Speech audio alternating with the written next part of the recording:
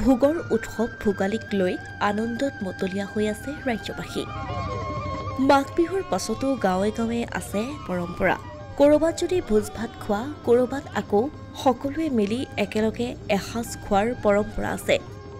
ঠিক সেইদৰে ৭৫ বছৰীয়া পৰম্পৰা অক্ষুণ্ণ ৰাখি বটদ্ৰৱা নতুন ভোগবাৰী সত্ৰত ভোগালী ভোজৰ আয়োজন কৰা হয়।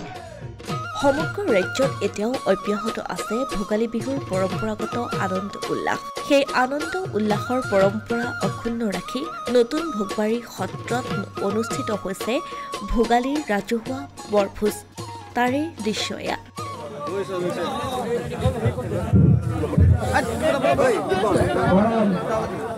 জীয়ৰী হয় ভোজটো আমাৰ ইয়াত ৭৫ বছৰ হৈছে আৰু মইতো সৰুৰে পৰা দেখিছোঁ। মোৰ বিয়া পুজি সত্ৰত হৈছে। মই ১৫ বছৰ ধৰি এই ভোজলৈ প্ৰত্যেকবাৰে আহি আছোঁ আৰু আমাৰ জীয়ৰীসকল সকলো একত্ৰিত হৈ ইয়াত প্ৰীতি ভোজ খাওঁ আমি। খুব ভাল লাগে। আজি কি আয়োজন হৈছে? ইয়াত মাংস, আপোনাৰ ভাজি বনাইছে, দালি, মাছ।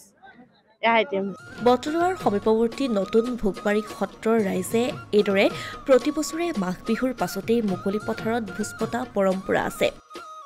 সকলোৱে লগে ভাগে এসাঁজ খোৱাৰ আনন্দত মতলীয়া হৈ পৰিছে সকলো।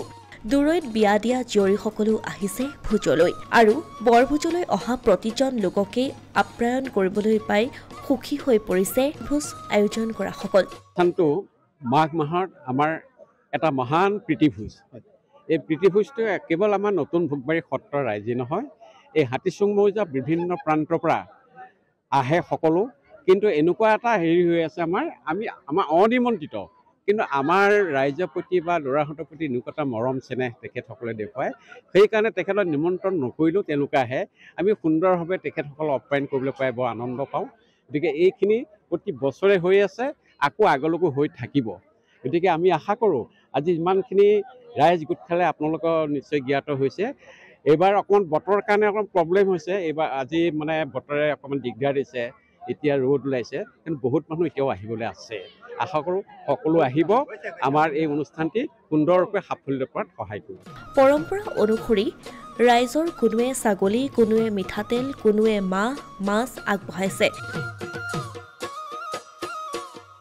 তদুপলক্ষে আজিৰ দিনটোত সত্ৰৰ পথাৰত ডেকা বুঢ়া সকলোৱে একগোট হৈ শাৰী পাতি বহি ভোজ খোৱাৰ দৃশ্যই সৃষ্টি কৰিছে এক নান্দনিক পৰিৱেশ।